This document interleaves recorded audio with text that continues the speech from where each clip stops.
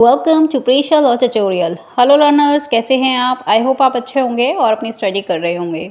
तो जैसे कि हमारी लेक्चर सीरीज चल रही है हेल्थ केयर लॉ सब्जेक्ट पर, और लास्ट वीडियो में हमने pre conception and pre natal diagnostic technique जिसमें हम prohibition of sex selection act 1994 को पढ़ा था, और आज हम international code of medical ethics के बारे में पढ़ेंगे।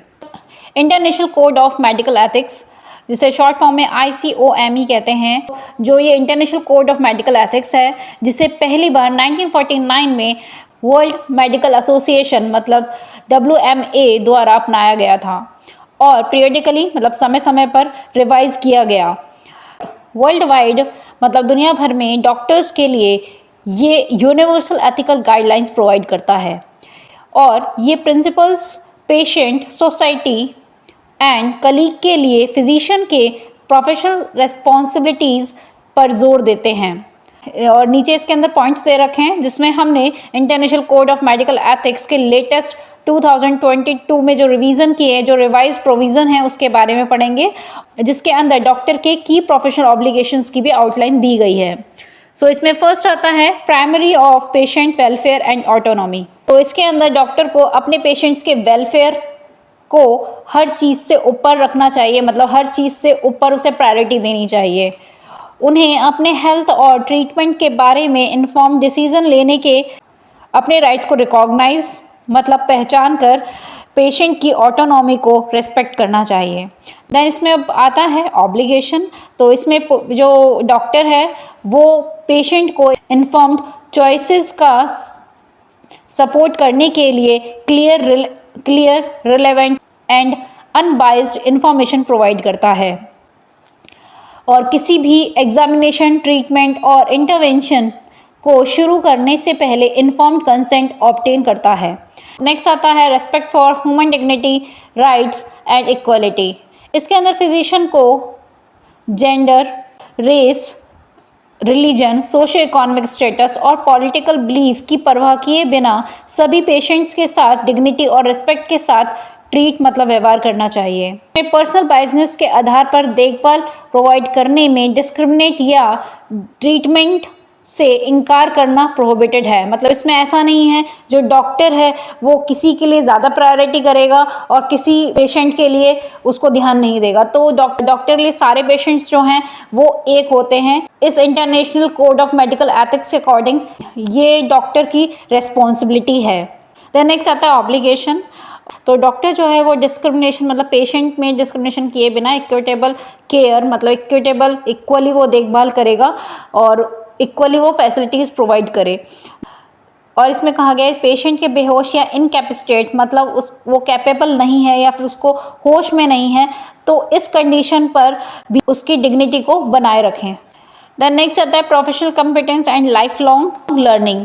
फिजिशियन को करंट मेडिकल स्टैंडर्ड्स के अनुसार बेस्ट पॉसिबल केयर प्रोवाइड करने के लिए अपने मेडिकल नॉलेज एंड स्किल को कंटिन्यूसली अपडेट करना चाहिए।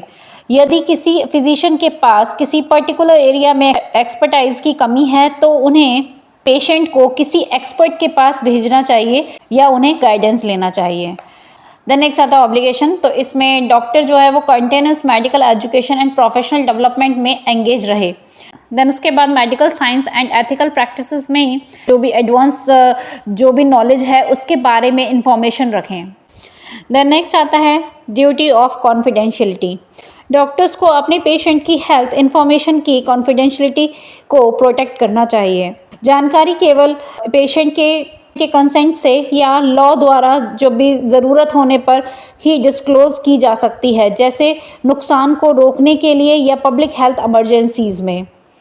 देन इसके बाद आता है ऑब्लिगेशन। तो डॉक्टर जो है वो ये इंश्योर करे कि पेशेंट के रिकॉर्ड सिक्योरली स्टोर्ड हैं और वैलिड कंसेंट के बिना डिस्क्लोज नहीं किए जाते हैं, और डॉक्टर्स ऐसे सिचुएशंस को एक्सप्लेन करें जहां कॉन्फिडेंशियली ब्रीच करने की नीड हो सकती है।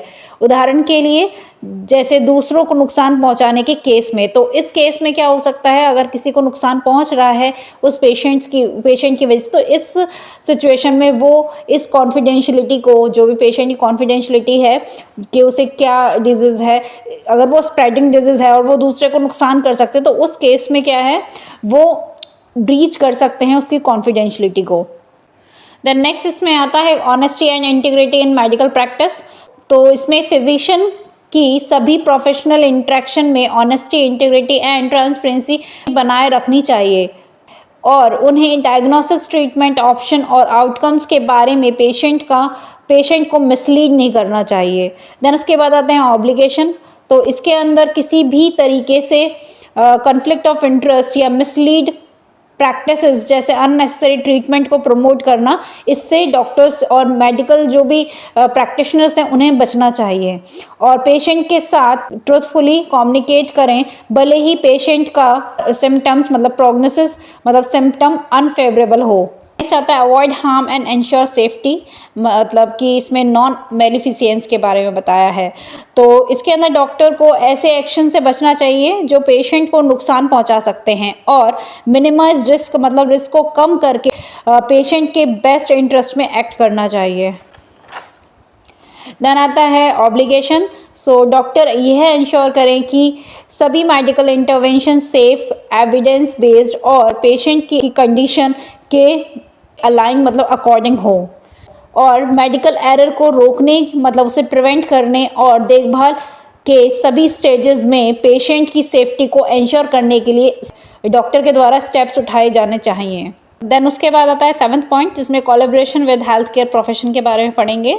तो इसके अंदर पेशेंट के लिए बेस्ट आउटकम इंश्योर करने के लिए जो भी कलीग्स हैं मतलब जो भी मेडिकल में कलीग्स या फिर हेल्थ केयर प्रोफेशनल के साथ मिलकर काम करना चाहिए और उन्हें अदर हेल्थ केयर वर्कर्स के कंट्रीब्यूशन को रेस्पेक्ट करना चाहिए और टीम वर्क की कल्चर को बढ़ावा देना चाहिए। देन इसमें आता है ऑब्लिगेशन। सो डॉक्टर जो है वो पेशेंट की देखभाल में शामिल अदर हेल्थ केयर प्रोवाइडर्स के साथ इफेक्टिवली कम्युनिकेट करें और अनप्रोफेशनल बिहेवियर और अंडरमाइनिंग कलीग्स को अवॉइड करें। देन नेक्स्ट आता है प्रोवाइडिंग इमरजेंसी केयर। सो इसके अंदर फिजिशियन का मॉरल ड्यूटी है कि वे ज़रूरतमंद लोगों का इमरजेंसी केयर प्रोवाइड करें, मतलब जो ज़रूरतमंद लोग हैं उन्हें इमरजेंसी केयर प्रोवाइड करें, उनकी देखभाल करें, चाहे पेशेंट का बैकग्राउंड और फाइनेंशियल स्टेटस कुछ भी हो। देन इसमें आता है ऑब्लिगेशन। तो डॉक्टर्स जो है वो पर्सनल कन्वीनियंस की परवाह किए बिना लाइफ थ्रेटनिंग सिचुएशंस में पेशेंट्स को नेसेसरी देखभाल मतलब नेसेसरी केयर प्रोवाइड करें और जब आगे की देखभाल की नीड हो तो पेशेंट्स का एप्रोप्रिएट हेल्थ सर्विस के लिए रेफ़र करें। तो इस तरीके से क्या है, एथिक्स है, मेडिकल एथिक्स है उनके लिए। देन उसके बाद आता है 9th point, accountability and transparency. So इसके अंदर फिजिशियन को अपने एक्शन के लिए अकाउंटेबल होना चाहिए और क्लिनिकल जजमेंट और प्रैक्टिस में एरर को एडमिट करने के लिए तैयार रहना चाहिए और उन्हें पेशेंट को मेडिकल एरर के बारे में बताना चाहिए और फ्यूचर में नुकसान को रोकने मतलब प्रिवेंट करने के लिए करेक्टिव स्टेप्स उठाने चाहिए। देन आता है ऑब्लिगेशन। तो इसमें जो फिजिशियंस हैं, जो डॉक्टर्स हैं, वो आउटकम के लिए प्रोफेशनल अकाउंटेबल एक्सेप्ट करें और एरर को ऑनेस्टली एड्रेस करें, मतलब ऑनेस्टली उसको एक्सेप्ट करें। देन उसके बाद इसमें जो डॉक्टर हैं वो एनहेंसिंग केयर मतलब जो भी देखभाल है उसके स्टैंडर्ड्स को बढ़ाने के लिए पीर रिव्यू और क्वालिटी इम्प्रूवमेंट प्रोग्राम्स में पार्ट लें। देन उसके बाद आता है commitment to public health and justice, जो इसमें डॉक्टर का ऑब्लिगेशन है कि वे पब्लिक हेल्थ को बढ़ावा दें, हेल्थ केयर तक यूनिवर्सल एक्सेस की वकालत मतलब एडवोकेट करें और कि वो एक्सेस जो यूनिवर्सल एक्सेस है उसको उसकी पहुंच तक जाएं और प्रिवेंटिव केयर इनिशिएटिव्स का सपोर्ट करें और उन्हें हेल्थ केयर इनइक्विटीज़ को एड्रेस करके सोशल जस्टिस के प्रिंसिपल्स को भी बनाए रखना चाहिए। देन आता है ऑब्लिगेशन। तो इसके अंदर मेडिकल प्रैक्टिशनर्स और डॉक्टर्स का बताया गया है। तो इसके अंदर वैक्सीनेशन प्रोग्राम, हेल्थ एजुकेशन और डिजीज़ प्रिवेंशन एफर्ट्स को प्रमोट करना है। देन इसके बाद इसके अंदर ऐसी पॉलिसीज़ को एडवोकेट वकालत करना मतलब उसका पॉलिसीज़ को फेवर करना है जो सोसाइटी के सभी मेंबर्स के लिए हेल्थ केयर्स तक इक्विटेबल एक्सेस इंश्योर करते हैं। देन उसके बाद आता है next point, ethical research and innovation. Medical research में इंक्लूड फिजिशियन को पार्टिसिपेंट की वेलबींग को प्रायोरिटाइज देनी चाहिए और मतलब प्रायोरिटी देनी चाहिए और इस्टेब्लिश एथिकल गाइडलाइंस को फॉलो करना चाहिए, जैसे कि डिक्लेरेशन ऑफ हेल्थ की, और रिसर्च में पार्टिसिपेट लेने वाले पेशेंट्स को इन्फॉर्म्ड कंसेंट प्रोवाइड करनी चाहिए और अपने राइट्स को समझाना चाहिए। तो ये उस कंडीशन की बात कर रहा है। रिसर्च मतलब अगर कोई नई बीमारी आती है तो उसको लेकर जो रिसर्च किया जाता है, लोगों को जो भी मेडिसिन दी जाती है, तो उसके लिए उसकी कंसेंट होना बहुत ज़रूरी है। देन उसके बाद आता है ऑब्लिगेशन। तो डॉक्टर्स या फिर मेडिकल प्रैक्टिशनर्स जो हैं वो ट्रांसपेरेंसी, इंटीग्रिटी, ऑनेस्टी एंड के राइट्स के साथ, रेस्पेक्ट के साथ रिसर्च को कंडक्ट करें और कन्फ्लिक्ट ऑफ इंटरेस्ट को डिस्क्लोज करें और रिसर्च एक्टिविटीज़ की एथिकल ओवरसाइट इंश्योर करें। देन नेक्स्ट आता है एड्रेसिंग करप्शन और कन्फ्लिक्ट ऑफ इंटरेस्ट। तो इसके अंदर फिजिशियन को फार्मास्यूटिकल्स कंपनीज और मेडिकल सप्लायर्स और अदर एंटिटी से गिफ्ट, ब्राइबरी और इंसेंटिव एक्सेप्ट करने से बचना चाहिए जो पेशेंट की केयर से समझौता कर सकते हैं, मतलब कॉम्प्रोमाइज़ कर सकते हैं। तो ऐसी कंडीशन से को अवॉइड करना चाहिए। इसमें आता है ऑब्लिगेशन, जिसमें डॉक्टर, मेडिकल प्रैक्टिशनर्स जो हैं वो प्रोफेशनल इंडिपेंडेंस को बनाए रखें और फाइनेंशियल इंसेंटिव्स के बजाय मेडिकल नीड, मतलब जो भी मेडिकली ज़रूरत है उसके बेस पर केयर प्रोवाइड करें, मतलब देखभाल पेशेंट को प्रोवाइड करें। उसके बाद इसमें आता है कि जो करप्ट प्रैक्टिसेस की रिपोर्ट जो है वो डॉक्टर को करनी चाहिए जो पेशेंट को नुकसान पहुंचा सकता है या केयर स्टैंडर्ड से कॉम्प्रोमाइज़ कर सकता है। देन नेक्स्ट आता है respect end of life choices. So इसके अंदर फिजिशियन का ऑब्लिगेशन है कि वे पेशेंट के end of life decision and और ज़रूरत पड़ने पर पैलिएटिव केयर का मतलब होता है अगर कोई सीरियस इलनेस है किसी को तो उस पेशेंट को जो भी उसके सिम्टम हैं उसको रिलीफ देने के लिए उसकी हेल्प करना, ठीक है, उसको आराम देने के लिए पेशेंट को तो उसकी हेल्प करना। तो इस तरीके से उसको केयर की जाती है जिससे कि उसका जो भी डिजीज़ है या फिर उसको जो पेन हो रहा है उसको उस टाइम पे रिलीफ मिल जाए। तो इस टाइप की जो केयर है वो प्रोवाइड डॉक्टर्स को करनी चाहिए और इन्हें अननेसेसरी तरीके से जो भी सफ़र कर रहा है पेशेंट उससे बढ़ाने से, मतलब जो उसकी सफरिंग है उसे बढ़ाने से बचना चाहिए। देन इसमें आता है ऑब्लिगेशन। तो डॉक्टर्स जो है या मेडिकल प्रैक्टिशनर्स है या फिजिशियन है तो वो end of the life care, मतलब जो भी पेशेंट है उसकी जब तक लाइफ है उसकी केयर, उसकी देखभाल के बारे में पेशेंट के एडवांस डायरेक्टिव विश को रेस्पेक्ट करें और पेशेंट्स और फैमिलीज़ जो मतलब पेशेंट है और पेशेंट की फैमिली है उसको पैलिएटिव केयर, मतलब जो पेशेंट है उसको पैलिएटिव केयर, उसकी देखभाल करें, उसे हेल्प प्रोवाइड करें।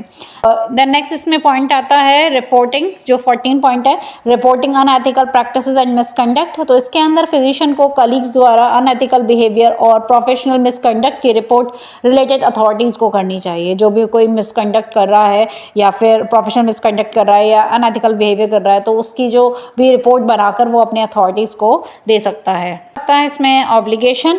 तो प्रोफेशनल मिसकंडक्ट या नेग्लिजेंस से होने वाले जो भी नुकसान है या फिर जो भी लापरवाही से जो भी पेशेंट को नुकसान हो रहा है तो उसको रोकने के लिए डॉक्टर्स या मेडिकल प्रैक्टिशनर एक्शन ले और साथ ही साथ मेडिकल प्रोफेशन की इंटीग्रिटी को बनाए रखने के लिए एफर्ट्स जो है उसको सपोर्ट करें। देन इसके अंदर लास्ट पॉइंट आता है ग्लोबल रिस्पॉन्सिबिलिटी एंड ह्यूमैनिटेरियनिज्म। इसके अंदर डॉक्टर को ह्यूमैनिटेरियनिज्म में पार्ट लेने और पैंडेमिक डिजास्टर और conflicts include public health emergency situation से हेल्प करने के लिए तैयार रहना चाहिए। मतलब इस तरीके से अगर कोई पैंडेमिक होती है जैसे कि कोविड-19 वाला जो हुआ था तो इस तरीके से अगर कोई बीमारी होती है तो उस कंडीशन के लिए डॉक्टर्स जो है वो ग्लोबल रिस्पॉन्सिबिलिटी उनको लेना चाहिए अकॉर्डिंग टू मेडिकल एथिक्स हैं उनके अकॉर्डिंग। देन उसके बाद आता है ऑब्लिगेशन। तो इसके अंदर डॉक्टर्स और मेडिकल प्रैक्टिशनर्स जो हैं वो वर्ल्ड हेल्थ एफर्ट्स में कंट्रीब्यूशन दें और वनरेबल ग्रुप्स, मतलब कि जो फाइनेंशियली वीक है, जो वनरेबल पॉपुलेशन है वो उनको हेल्प प्रोवाइड करें। देन इसके अंदर डॉक्टर्स और जो मेडिकल प्रैक्टिशनर्स हैं वो वर्ल्ड हेल्थ एफर्ट्स में कंट्रीब्यूशन दें और जो वनरेबल पॉपुलेशन है, मतलब जो फाइनेंशियली वीक हैं, जिनको मेडिकल फैसिलिटीज़ टाइम पर नहीं मिल पाती है, उनको हेल्प प्रोवाइड करें। और इन चैलेंजिंग सिचुएशन रिसोर्सेज की कमी के बावजूद भी एथिकल प्रैक्टिस को बनाए रखें। लास्ट में आता है इसमें कॉन्क्लूजन। तो international code of medical ethics जो है, ये जो कोड है डॉक्टर्स के लिए उनके प्रैक्टिस में हाई स्टैंडर्ड्स को बनाए रखने के लिए एक फ्रेमवर्क स्टैब्लिश करता है। ये पेशेंट की वेलफेयर, मतलब ये patient welfare, confidentiality, competence, honesty and public health responsibility पर जोर देता है। डॉक्टर से ये एक्सपेक्ट की जाती है कि वो न केवल इंडिविजुअल पेशेंट के इंटरेस्ट को सेफगार्ड मतलब प्रोटेक्शन प्रोवाइड करे, बल्कि हेल्थ केयर सिस्टम और सोसाइटी एट लार्ज मतलब कि बड़े पैमाने पर सोसाइटी के अंदर ट्रस्ट और अकाउंटेबिलिटी को बढ़ावा देने के लिए भी इन गाइडलाइंस का पालन मतलब फॉलो करना चाहिए। तो आज हमने जो टॉपिक पढ़ा है ये मेडिकल एथिक्स है, जो कि डॉक्टर्स के लिए है। जैसे हम लॉयर्स में होता है अपना लीगल एथिक्स, तो ऐसे ही मेडिकल्स जो प्रैक्टिशनर्स हैं उनके लिए मेडिकल एथिक्स उन्हें फॉलो करने होते हैं। सो आज हमारा टॉपिक यहीं पे कंप्लीट होता है। अब हम मिलेंगे नेक्स्ट वीडियो में अपने नए टॉपिक के साथ, जिसके अंदर हम Indian medical central council act 1970 इस टॉपिक को पढ़ेंगे। सो तब तक के लिए thank you for watching my videos. For more videos watch, study, like and subscribe my channel.